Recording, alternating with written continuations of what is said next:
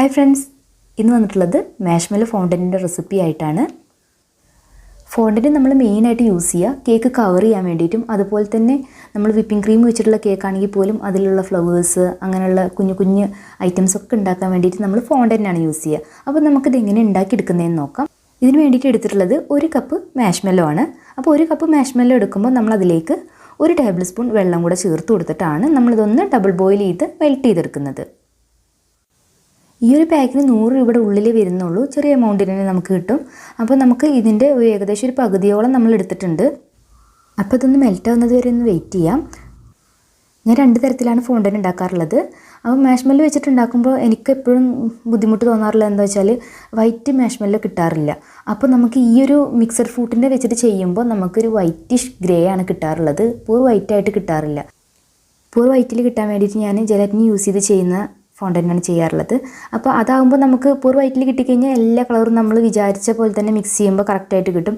ഇതാകുമ്പോൾ ഒരു grey shade ഉണ്ടാകുമ്പോൾ നമ്മൾ കളർ മിക്സ് ചെയ്യുമ്പോഴും കുറച്ച് ചെറിയൊരു ഡിഫറൻസ് വരാൻ ചാൻസ് ഉണ്ട്. അപ്പോൾ നമ്മുടെ മാഷ്മെല്ലോ മെൽറ്റായിട്ട് വന്നിട്ടുണ്ട്.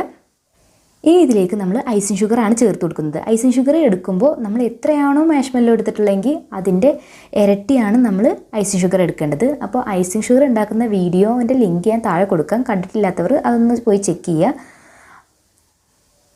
അപ്പോൾ നമ്മൾ ഇരട്ടി എടുക്കുക എന്ന് പറയുമ്പോൾ നമ്മൾ കപ്പ് അളവിൽ നമ്മൾ മാഷ്മെല്ലോ എടുത്തിട്ടുണ്ടെങ്കിൽ നമ്മളിപ്പോൾ 1 കപ്പാണ് എടുത്തിട്ടുണ്ടെങ്കിൽ 2 കപ്പ് എന്ന് പറയുമ്പം അത് ചിലപ്പോൾ മിസ്റ്റേക്ക് വരാം. കാരണം നമ്മൾ മാഷ്മെല്ലോ കാരണം ആ ഒരു കപ്പിൽ ഒതുങ്ങി അങ്ങനെ നിൽക്കുന്നൊന്നുമില്ലല്ലോ, ആ ഒരു ഷേപ്പും കാര്യങ്ങളൊന്നും. അപ്പം നമുക്ക് കറക്റ്റ് അളവ് കിട്ടില്ല. അപ്പോൾ ഗ്രാമിൽ നോക്കുകയാണെങ്കിലാണ് നമുക്ക് കറക്റ്റായിട്ട് ചെയ്യാൻ പറ്റുക. അപ്പോൾ 60 ഗ്രാമാണ് മാഷ്മെല്ലോ എടുക്കുന്നതെങ്കിൽ നമ്മൾ 120 ഗ്രാം ഐസിങ് ഷുഗർ ചേർക്കുക. അങ്ങനെയാണ് നമ്മൾ ചെയ്തെടുക്കേണ്ടത്.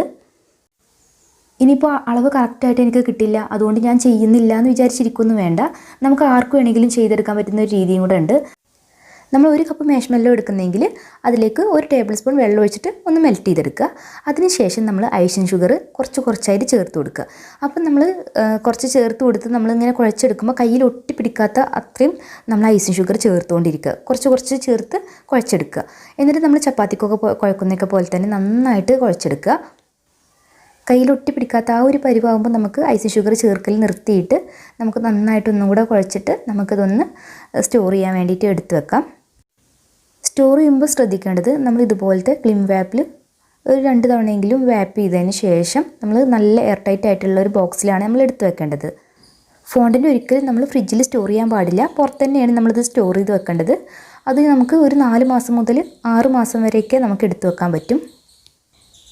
ഇവിടെ ഞാൻ 2 കേക്കിൻ്റെ പിക്ചേഴ്സ് കൊടുത്തിട്ടുണ്ട്.